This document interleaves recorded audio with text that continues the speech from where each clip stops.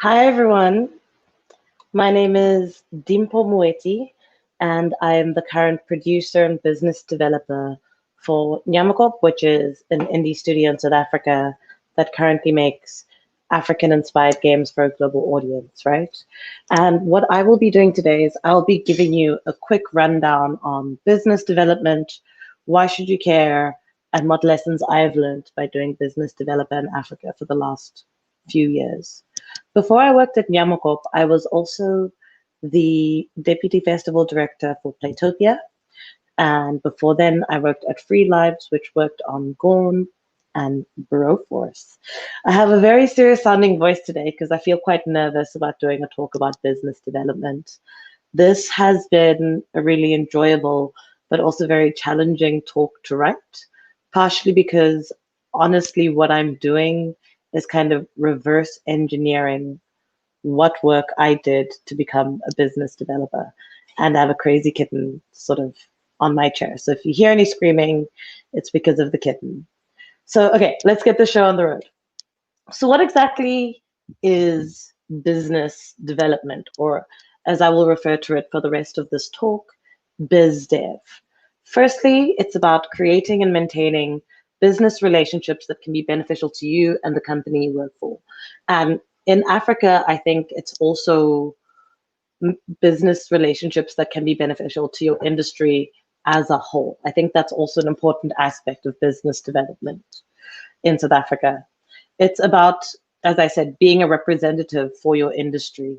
It's very important that because we have such a small industry and community in South Africa, that when you do have the opportunity to grow as a company or as an individual, that you also do what you can to show what the South African industry or African industry as a whole is capable of doing, what kind of skill sets we have, and to help grow other people where you can as well, because ultimately it benefits you by having a sustainable and long-term industry.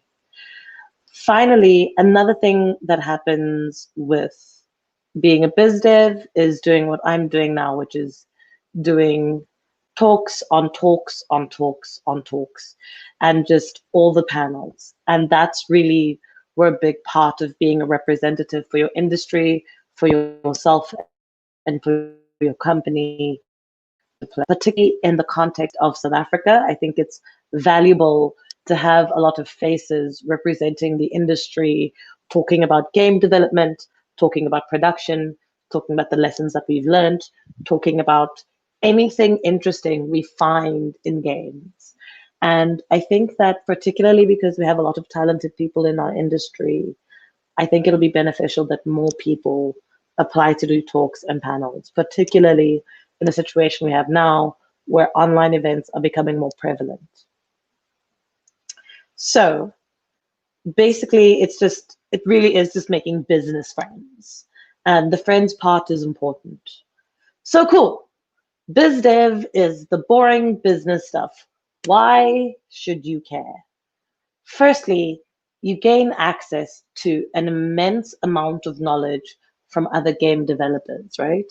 I think that especially for a young and growing industry, it's incredibly valuable and important that we create a sense of working hard and gaining as much knowledge as we can in terms of not only making games, how to sell games, but also how to make sustainable companies and industries.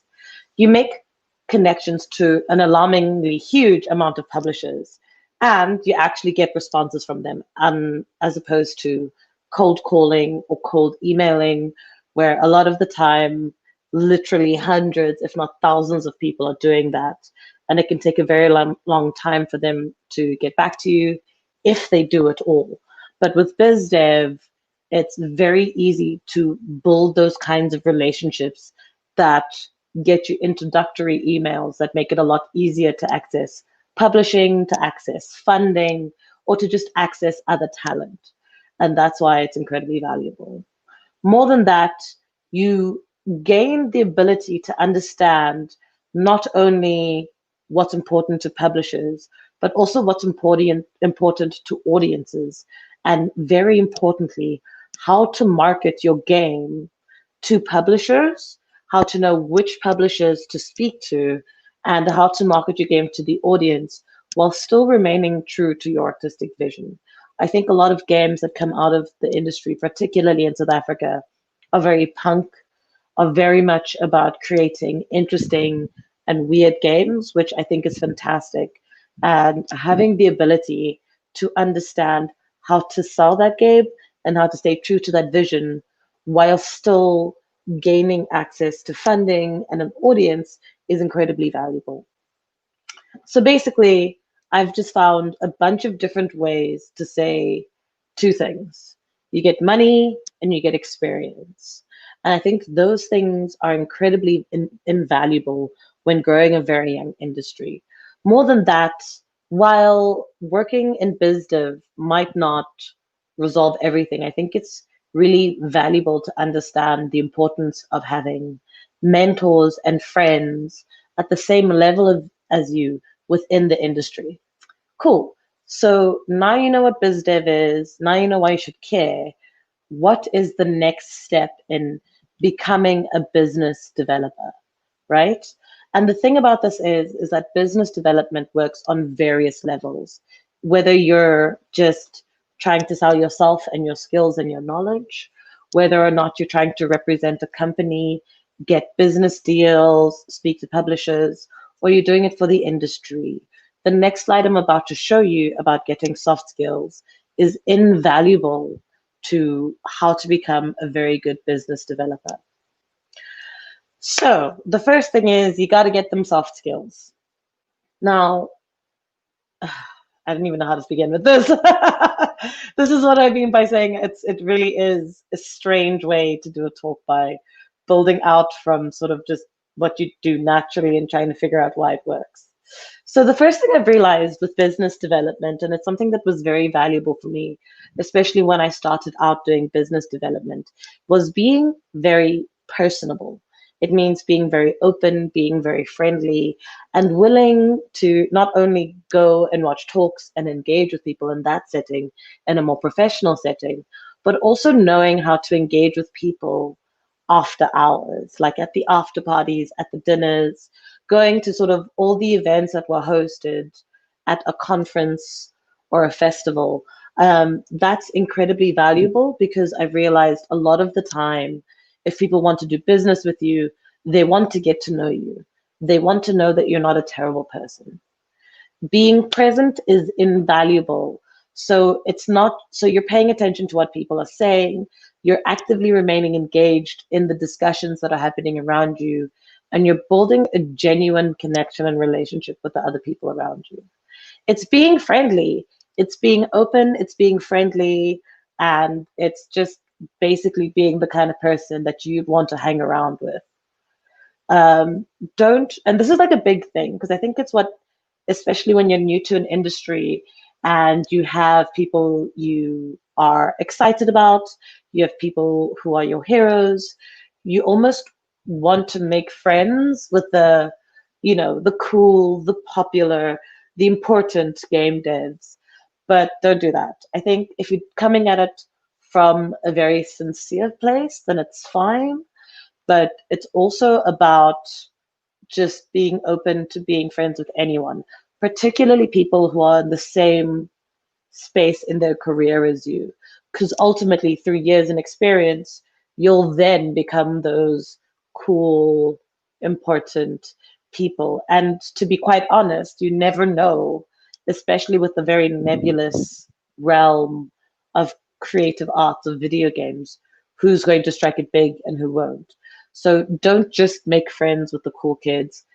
It's very obvious when people do that and it makes you look bad. It's just not worthwhile at all. Don't try and sell things in a party setting. With business development, there are two aspects. There's being the hard sell, which is what you do when you pitch, when you have meetings with particular publishers or studios. And in that setting, it's fine to sell and to sell hard. But in a party setting, in a setting that's a lot more casual, that's a lot more relaxed, you ought not have that behavior because it's going to make a lot of the people around you uncomfortable and it's going to push people away.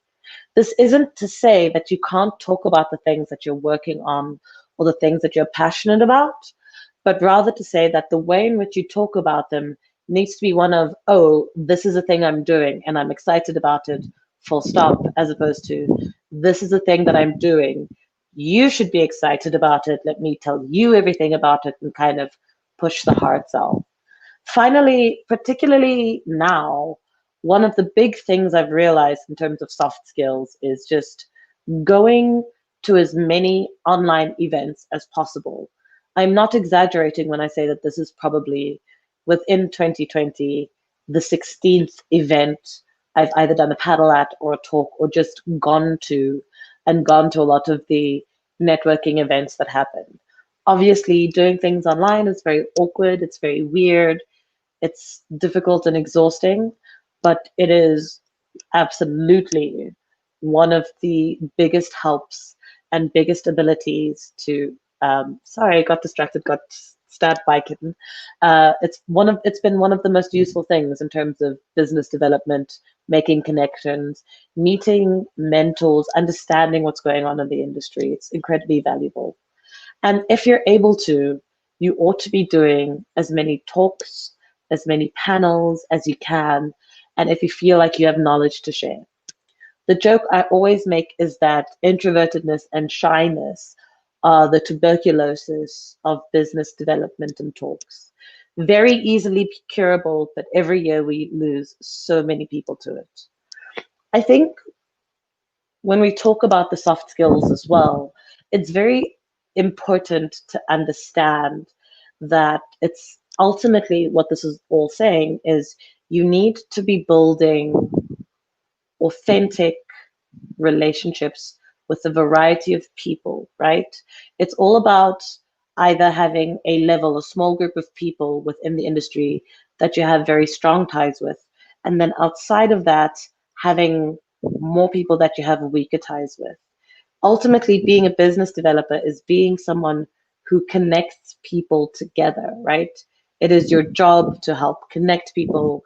It's your job to help people, get connected with the right other kinds of people. Even and like especially when you don't benefit. It's best to think of doing this kind of work of connecting one person to the other more as a train line that's kind of circular eventually all come to you, as opposed to expecting to get favors and keeping track of who you've helped and done favors for. I think it's more along the lines of just creating good contacts and creating a reputation for yourself as someone who cares about your industry, who cares about helping others, and you'll see that care shown back to you. It's the ultimate way of being selfish. By helping others, particularly within our industry, the net benefit will still come back to you. So, I mean, I think these are very important parts of biz dev. And now for the less fun part, we're going to talk about some of the darker sides of business development, right? So, unfortunately, I always joke that being able to drink a lot and handle your liquor is a huge part of being a business developer.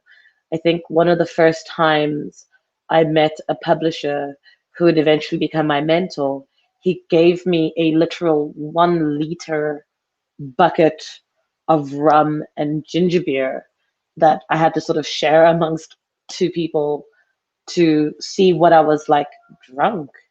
And while at first this feels like a very funny story, it is quite alarming and concerning the amount of drinking that happens not only at conferences, at events, but that is such a huge part of business development.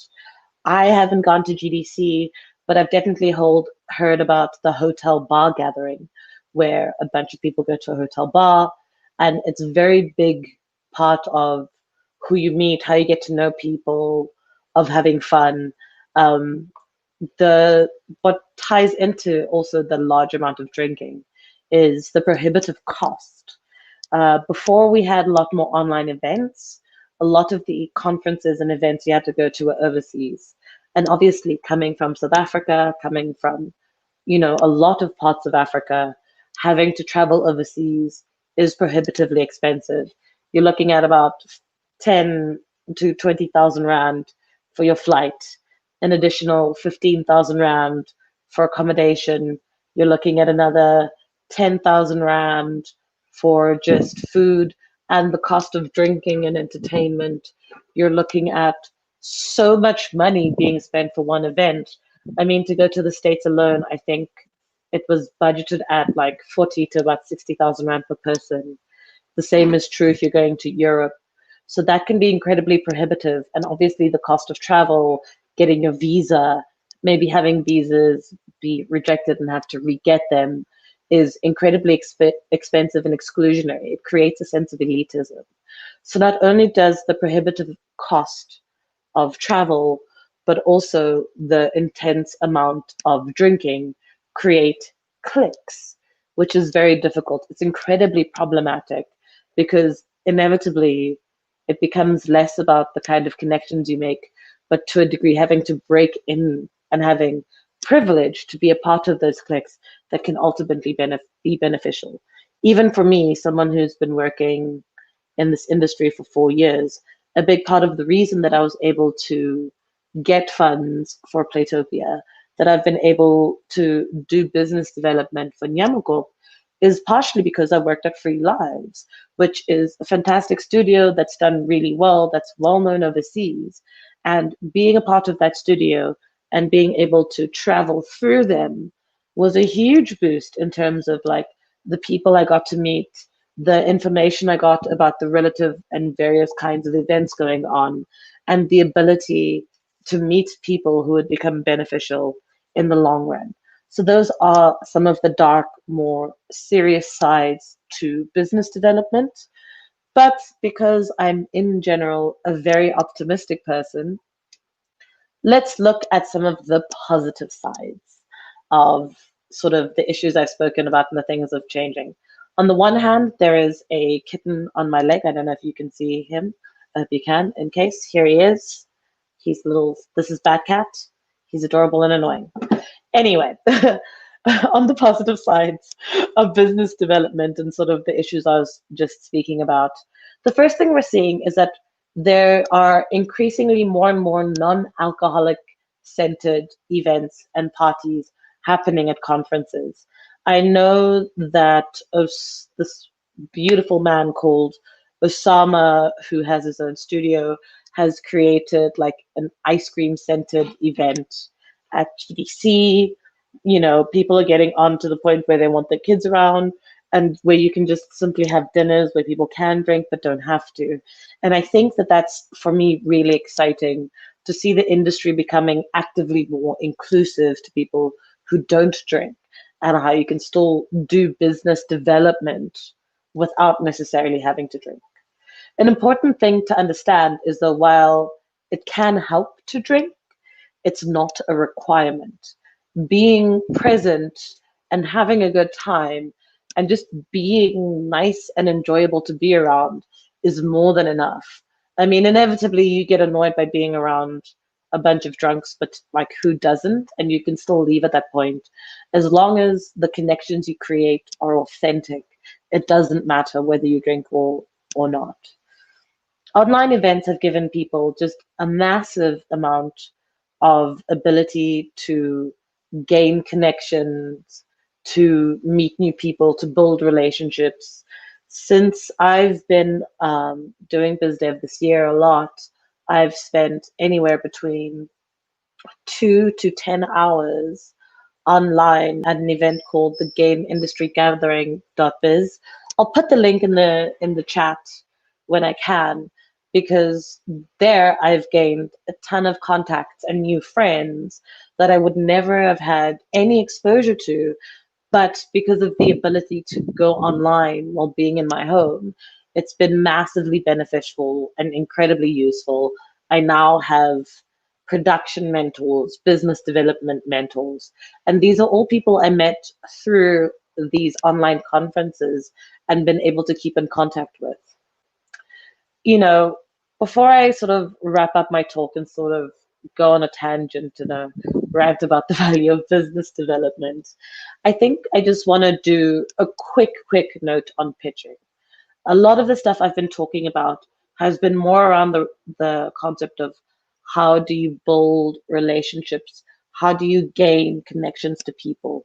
And I think that a big part of business development as well is pitching, right?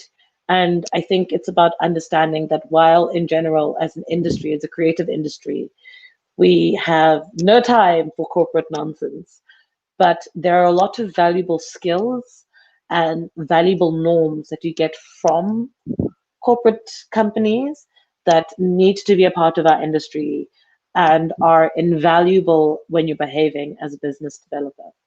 One of those things is just make sure you highlight what not only makes your game unique and interesting, but what makes your studio unique and interesting when you're pitching. The people who are going to be putting money into your game aren't just putting it into the game, they're also putting it into your studio, into the people you're working with. And you need to show and be able to prove that the team you've put together is one that can handle creating a full video game. While you're in these meetings, there is a fine line of being very personable, being friendly, but not being inappropriate. So it's also doing what I love to call the vibe check. You need to check what the vibe is, see if they're a little bit more jokey, if they're a little bit more relaxed kind of people, see if they're a little bit more serious, a little bit more cold, and being able to sort of change how you deliver your pitch, how you talk about your game based on the people you have on the call or in the pitch with you. And that's a very difficult skill, but just watch a lot of improv comedy, it helps. And finally, professionalism is incredibly key. That means making sure that even if you're on a call at home and you're in pajama bottoms, that your top looks professional, being on time, introducing yourself, doing a little bit of small talk with the people, ensuring that your notes are correct, that you've gone over your pitch 1,000 times and you know it like the back of your hand. Being prepared not only of answering the questions that are asked to you, but being able to ask intelligent questions about the publisher and have discussions with them that show that not only do you know how to create this game, but you also understand how to have a functional relationship with the other side. Incredible. Finally, I think a thing I want to touch on, and it's something that I've been speaking about in bits and pieces over the course of my talk, is the value of business development for the industry in South Africa. There are probably 4 biz devs in the entirety of South Africa, and that is nowhere near enough, right? Because it's not only about making sure that your studio that you work for gets money. It's about creating a sustainable industry within South Africa. It's about understanding the importance of sharing the contacts that you've made, of being able to introduce people in your industry who think could be beneficial to others overseas. It's about doing the work of not only growing yourself, but growing everyone else. I think that there is a general dislike for anything with the word business, which I can understand, but it's valuable to see how important it is and how to protect your vision by having biz devs who are on your side, who by having biz devs who can not only grow the little companies, but can get governmental involvement in games, that can help understand and plan for where we want our industry to be in 5 years, in 10 years, in 15 years. And so it's very important to me that we talk about business development. I think that doing a talk like this, and basically I'm just giving you guys my conclusion speech now, but I definitely feel that doing talks like this and sharing this kind of knowledge is invaluable, but it's also very difficult because while I can't accurately describe every single method of business development, I also know it when I see it. And I think a part of business development that I didn't even get to touch on in this talk is also looking at mentorship, is also asking for help. is also being open to engaging with other people and doing some level of work, even if it won't benefit you immediately. And finally, it's not easy, you know?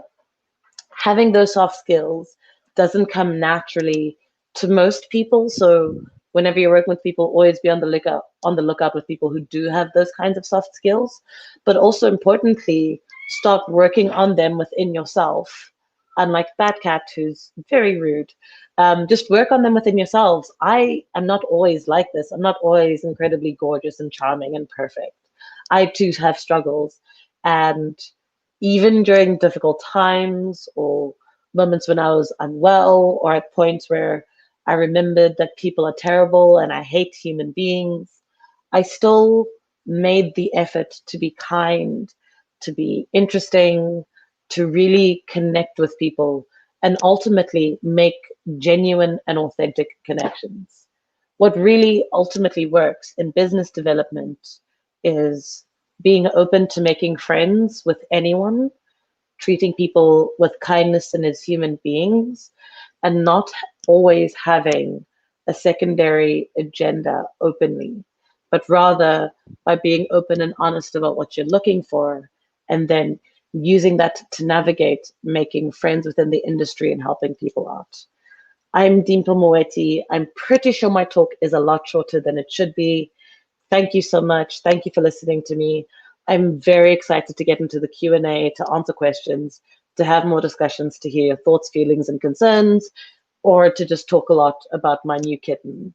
Thank you so much, everybody. Okay, I'm putting my mic a little bit softer. There we go. Dee, thank you so much for that talk. I saw a lot of people having quite a couple of comments coming through saying, like, thank you for the transparency. Thank you for all the info you gave us. We do have a couple of questions that I'm going to throw your way. So I'm going to start from Vic Bassi. As someone who doesn't drink, he's saying, or she's saying, I understand the concerns about that culture. The question is, what trends have emerged from your online event experiences?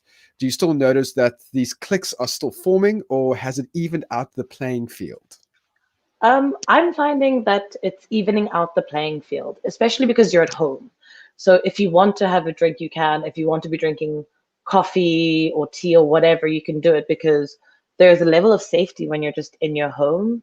And I've noticed that through the events I've gone to, and a lot of the sort of networking events that come with going to talks or panels or whatever, that there is a larger amount of evening the field, because there's also a level of randomness. You don't know who you're going to meet. You don't know what kind of conversations can come up. And so there isn't that pressure I think there is in real life to be drinking, especially if you're the kind of person who can feel comfortable around other people. I hope that answers the question. I think it did. So something that I was thinking about from your talk, I know you as someone who has a lot of connections, you know a lot of people, you've done a lot of work. You've done this work for a while.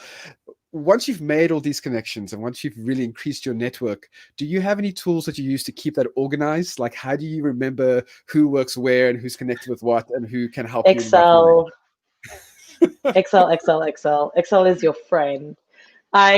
I mean, it's Excel, but I've also realized that even though I have a very weird relationship with social media, where I'm on it seeing what other people are posting all the time, but I generally don't like to post, I found that having social media is a huge help. South Africans in general don't like LinkedIn. Understandably, it is a hellscape of a social media network. But I've realized that it's also really big in the games industry for some reason. So maintaining a LinkedIn is important. Maintaining Twitter is invaluable. Like, predominantly the indie industry and a lot of people in the industry are on Twitter. I'm really sorry. I didn't want have to be the one to tell you, but it's, being on Twitter is very valuable. I found that the games industry gathering has been a massive benefit in terms of keeping connected with people, and not only just creating those relationships, but maintaining them. And also, I like to email people. I keep in contact. I text people sometimes, to just see how people are doing. I found Discord is also incredibly invaluable. I've been noticing a lot of Discords around production, business development, game development. Studios have a lot of Discords.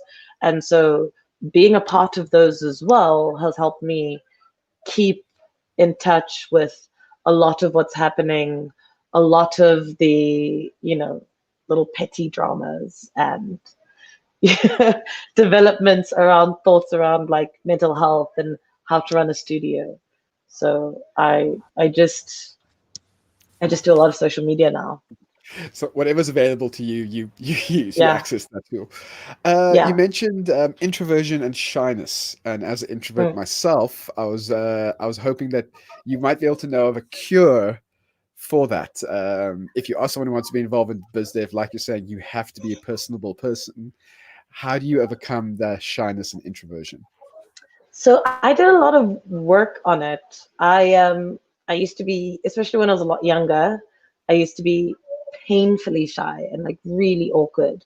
So I just started doing it. I would check out an event happening, and if there are a bunch of people who I knew, I would just go by myself, and I'd sort of force myself to make friends and to talk to people and it was terrifying. A lot of the time was spent on my phone in a bathroom asking myself, what the heck am I doing?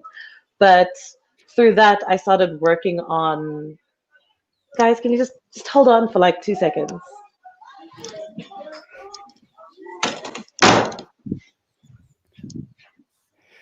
Living in Cape Sorry about Town, that. there's always Living someone in Cape shouting Town. out. There's always someone shouting Yeah. outside your window.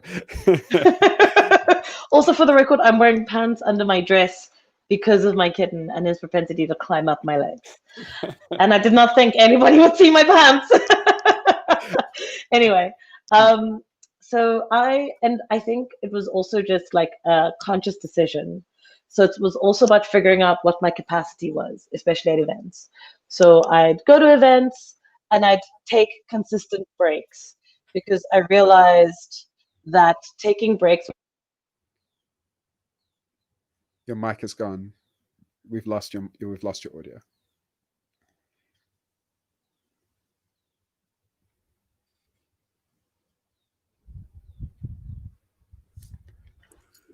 Okay, everything should There be we go. fine. You're back. You are back. I'm back.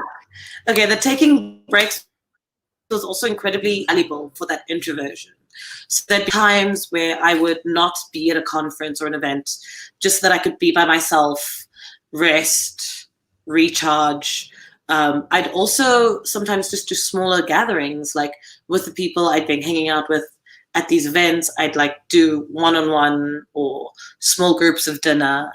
I'd make sure that there are people that I'd known for a long time that I can also check in with and kind of just relax with.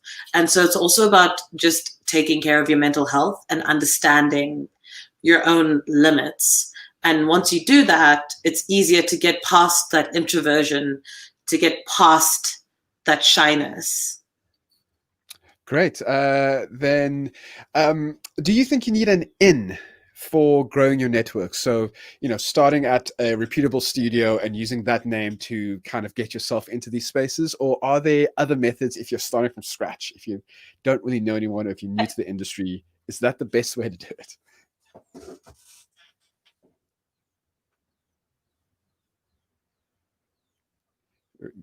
We can't hear you, and I know you're trying.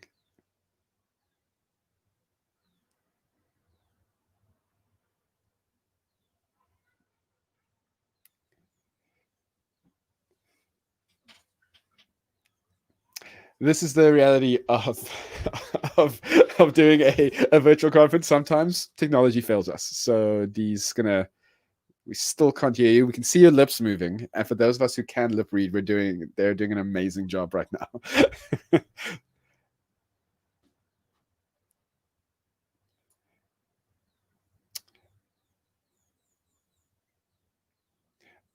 Okay, we still can't hear D. I want to make sure that it's not on my side. There we go. We got you. Sorry about that. So I think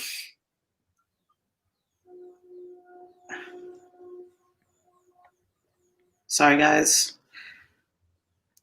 So I throw the question back at you? Yes, please. Oh, No worries. I'm I know overwhelmed.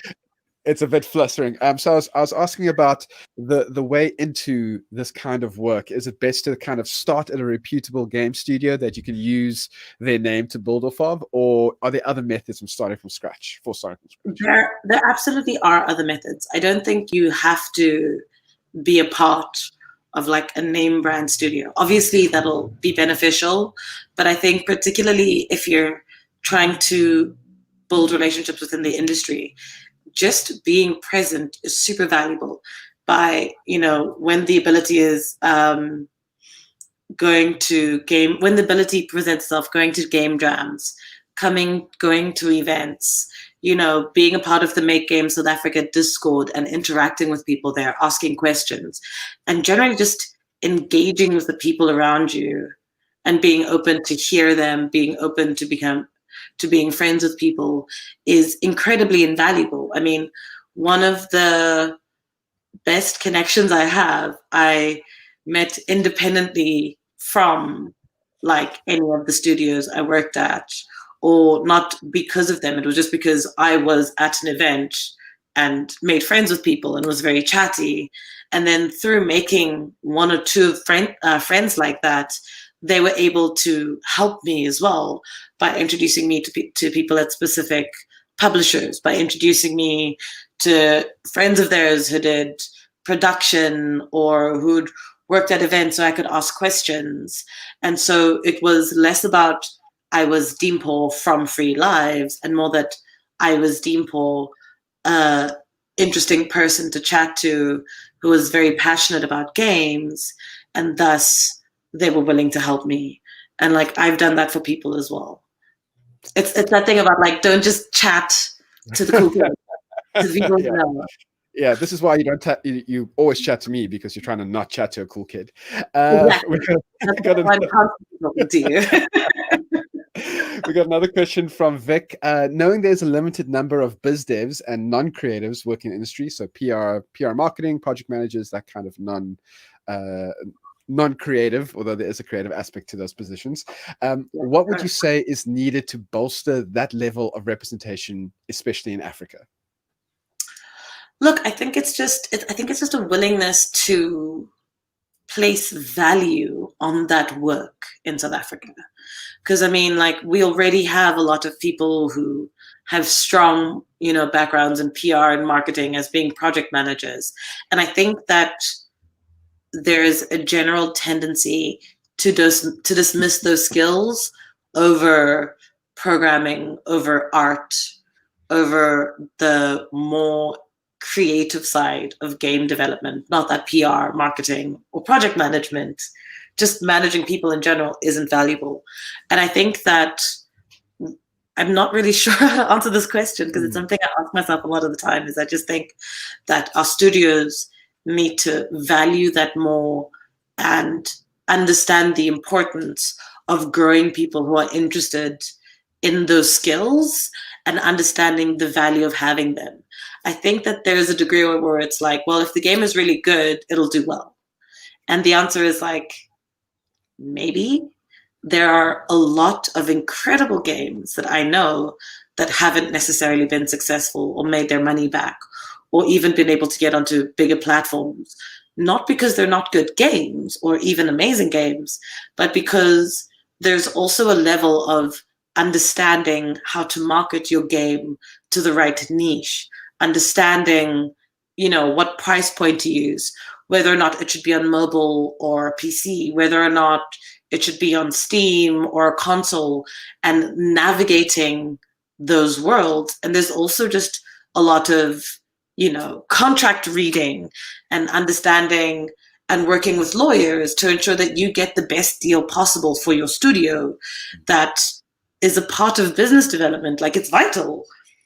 But I think it's still seen as very corporate and uncool and not very punk to have a biz dev or to care about how production works, how to best frame the money, because it stops being fun and it makes it more concretely a job.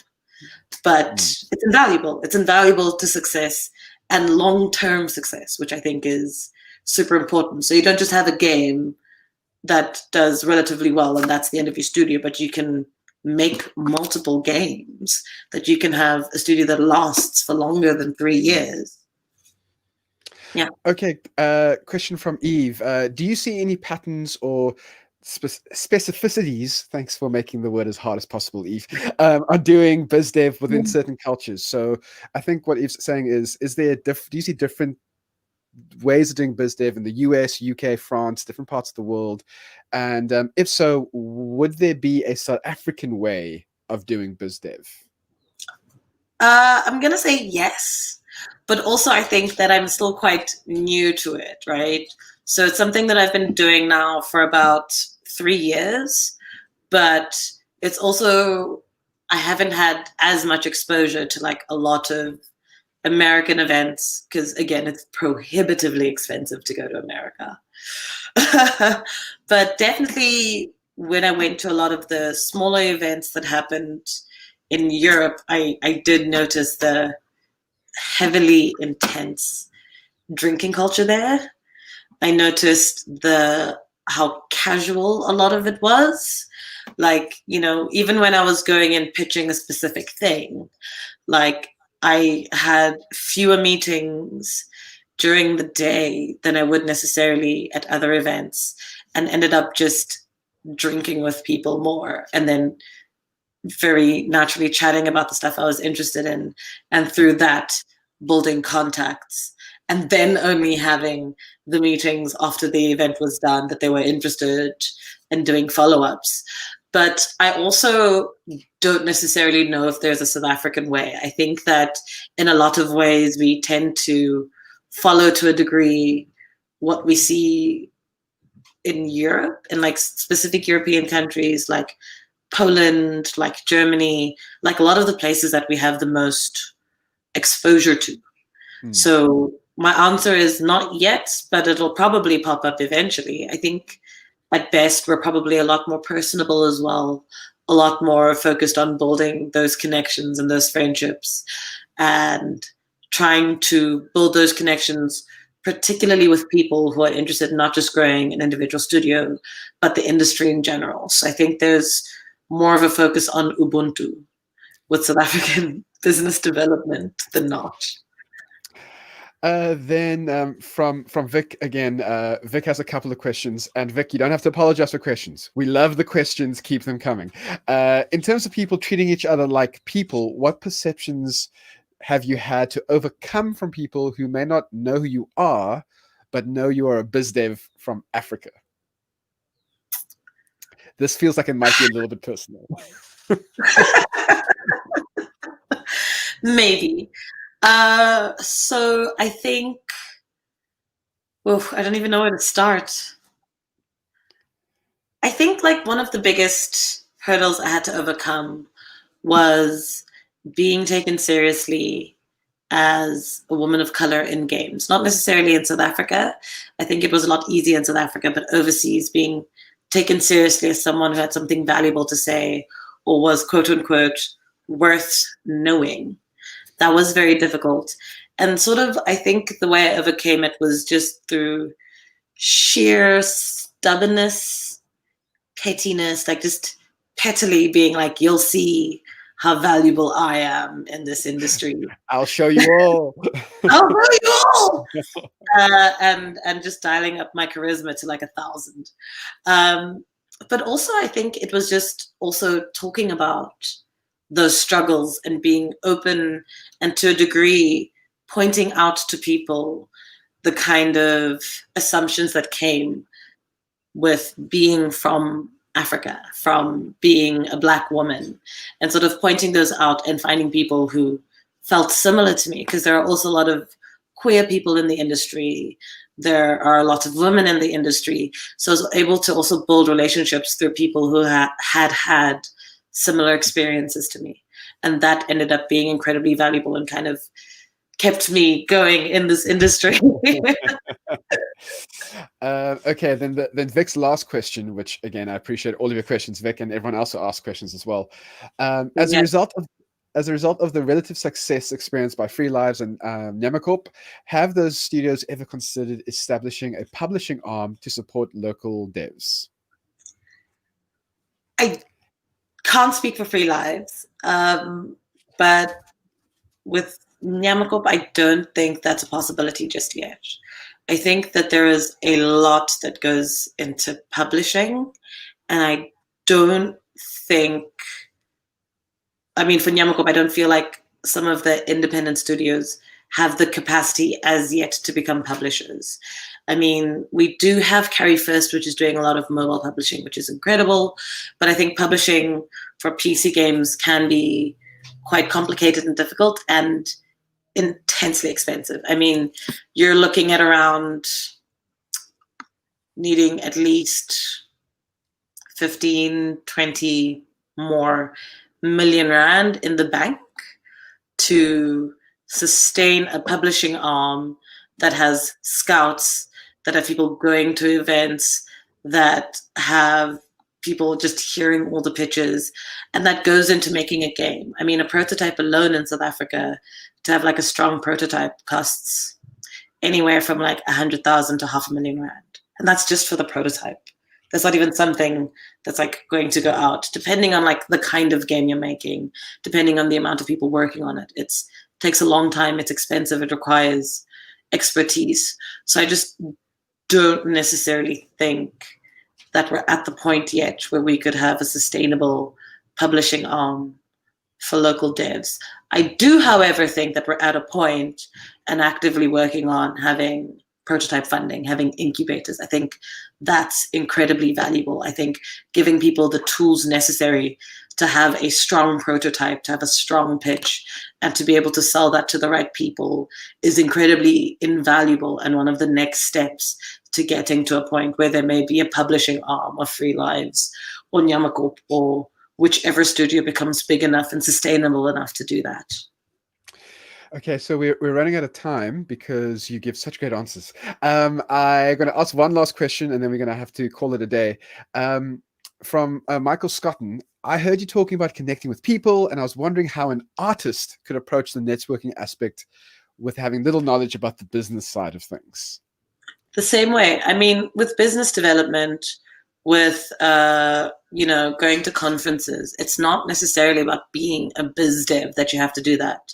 I know musicians, I know artists, I know programmers who go to those events as well, who are a part of it, because it's less so about, oh, I'm a business developer talking to other business developers, and it's more like I'm a person in the industry wanting to talk to other people in the industry, wanting to make friends in the industry. So with something like the games industry gathering, which I'm going to push a lot, it was less about, oh, I'm a business developer talking to other business developers. It was like, I'm a game dev in a call with hundreds of other game devs from all over, in a room for 20 minutes, chatting to people who are in PR, who are in art, who are in whatever part of the industry, just making friends and chatting and asking questions around game development and having a good time. So don't think of it as you have to be a business developer to do all these things, and think of it more as like you just have to be a cool person and do all these things. Okay, Dimple, we have completely run out of time. Thank you so much for all of the effort and the information and the wisdom that you dropped on us. If you want to connect with Dee, you can using the My Meetings networking. We have the whole networking tools for you to use right here. So just use My Meetings or random networking to connect with people throughout the next 2 days. It's very important for you to use these opportunities to connect with people you might not have a chance to connect with. Again, Dee, thank you so much for your wisdom and for the information you've dropped on us. The next talk is going to be starting, in the next session is going to be starting in the next 9 minutes or so. And please hang around for that. We've got some cool videos between now and then. Remember, again, My Meetings and random networking are your opportunities to connect with other people. Thank you so much for joining us.